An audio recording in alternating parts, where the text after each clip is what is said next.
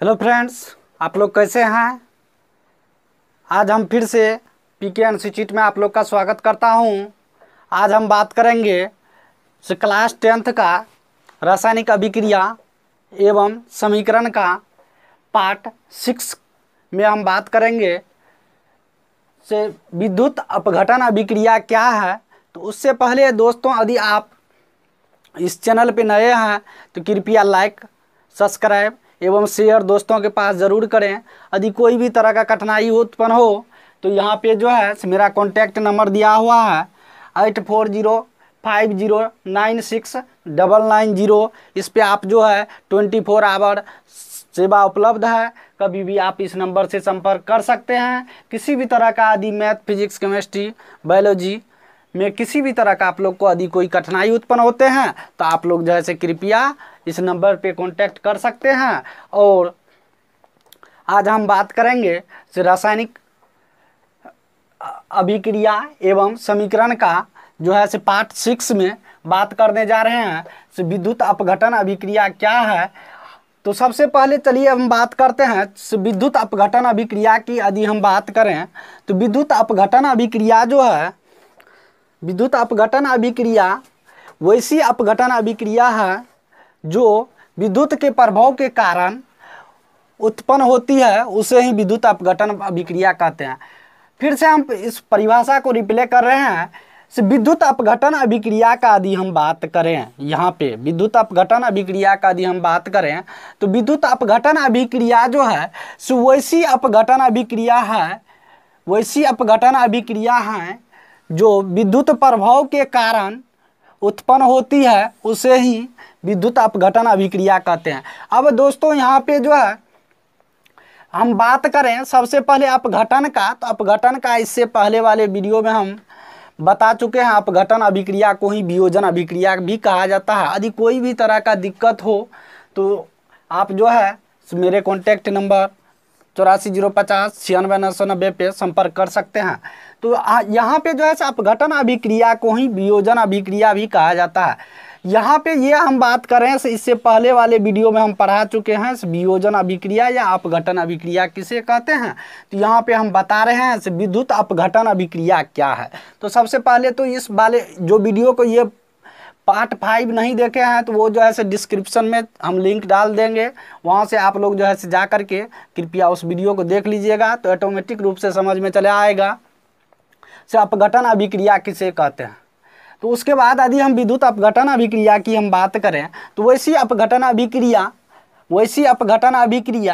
जो विद्युत के प्रभाव के कारण उत्पन्न होती है, उसे ही विद्युत अपघटन अभिक्रिया कहते हैं।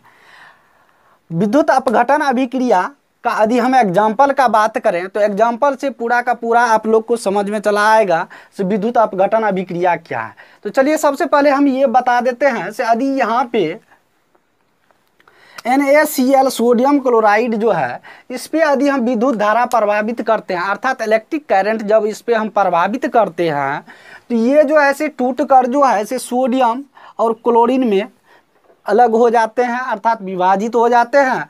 तो यदि यहाँ पे सोडियम क्लोराइड जो है इस पे यदि हम विद्युत धारा प्रभावित करते हैं तो ये जो है कैथोड पर और एनोड पे जाके टूट जाता है। अर्थात कहने का अर्थ ये है सोडियम पे पॉजिटिव चार्ज और क्लोरीन पे नेगेटिव चार्ज में क्या होता है, टूट जाता है। तो यहाँ पे जो है सोडियम क्लोराइड जो है, सोडियम क्लोराइड एक नमक का भी सूत्र होता है। तो वही जो है इस पे यदि हम कहने का अर्थ ये है इस पे यदि विद्युत धारा प्रभावित की जाती है तो फिर जो है ये दो भाग में टूट जाते हैं। पहला जो है सोडियम और दूसरा क्लोरीन में टूट जाते हैं। अर्थात कहने का अर्थ ये है सोडियम जो है कैथोड पे टूटती है और क्लोरीन जो है एनोड पे आकर के क्या होती है, टूट जाती है। यहाँ पे उसके बाद यदि हम बात करें दोस्तों ये जो है अपक्षेपण अभिक्रिया क्या है। अपक्षेपण अभिक्रिया का यदि हम बात करें तो अपक्षेपण अभिक्रिया जो है वैसी रासायनिक अभिक्रिया है।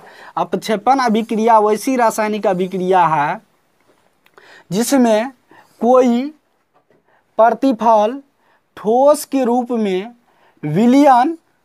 विलयन से पृथक हो जाते हैं, उसे ही हम क्या कहते हैं, अपक्षेपण अभिक्रिया कहते हैं। अब यहाँ पे जो है विलयन जो है क्या कह रहे हैं, वैसी रासायनिक अभिक्रिया जिसमें कोई प्रतिफल ठोस के रूप में विलयन से पृथक हो जाते हैं उसे ही अपक्षेपण अभिक्रिया कहते हैं। क्या कहते हैं, अपक्षेपण अभिक्रिया कहते हैं। उसके बाद जो है यहाँ पे जो है कहने का अर्थ क्या है, ये ठोस जो है ठोस के रूप में, प्रतिफल यदि ठोस के रूप में रहे तो ये जो है प्रतिफल ठोस के रूप में विलयन से पृथक हो जाते हैं तो उसे ही हम अपक्षेपण अभिक्रिया कहते हैं। अर्थात कहने का अर्थ ये है यहाँ पे यदि हम सोडियम क्लोराइड की अभिक्रिया, यदि हम यहाँ पे सोडियम क्लोराइड की अभिक्रिया AgNO3 से कराई जाती है तो उसके बाद जो है AgCl और NaO3 में विभक्त हो जाते हैं। अर्थात कहने का अर्थ ये है सोडियम क्लोराइड की अभिक्रिया यदि सिल्वर नाइट्रेट से कराई जाती है तो यह जो है सिल्वर क्लोराइड में विभक्त हो जाते हैं, अर्थात क्या हो जाते हैं, अलग हो जाते हैं। फिर उसके बाद जो है सोडियम नाइट्रेट बना लेते हैं। अर्थात कहने का अर्थ ये है सोडियम क्लोराइड जो है यहाँ ठोस के रूप में है। अर्थात कहने का अर्थ ये है नमक क्या होता है, ठोस के रूप में होता है।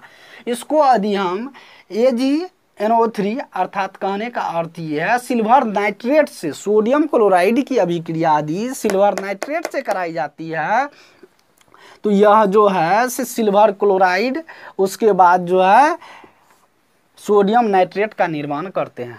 तो यहाँ से हम बात करें अपक्षेपण अभिक्रिया में मेरे तरह से कोई भी दिक्कत नहीं हुआ होगा, क्योंकि वैसी रासायनिक अभिक्रिया जिसमें कोई भी प्रतिफल ठोस के रूप में, अर्थात कहने का अर्थ क्या, ठोस के रूप में विलयन से पृथक हो जाता है। क्या हो जाता है, पृथक हो जाता है। अर्थात कहने का अर्थ क्या, अलग हो जाता है। विलयन जो वैसा पदार्थ जो दूसरे पदार्थ को अपने में घुलाता है उसे क्या कहते हैं, विलयन कहते हैं। क्या कहते हैं, विलयन कहते हैं। तो ये विलयन से जो पृथक हो जाता है उसे ही क्या कहेंगे, अपक्षेपण अभिक्रिया कहते हैं। क्या कहते हैं, अपक्षेपण अभिक्रिया। तो यहाँ पे यदि मेरे हिसाब से कोई भी अपक्षेपण अभिक्रिया में थोड़ा सा भी त्रुटि नहीं रहा होगा। यदि यहाँ पे हम बात करें नोट का, तो नोट में हम लिखे हैं पृथक होने वाले ठोस पदार्थ। क्या होने वाले पदार्थ, पृथक होने वाले ठोस पदार्थ, पृथक होने वाले ठोस पदार्थ अपक्षेप कहलाते हैं। अर्थात कहने का अर्थ ये है पृथक होने वाले ठोस पदार्थ वो क्या कहलाते हैं, अपक्षेप कहलाते हैं।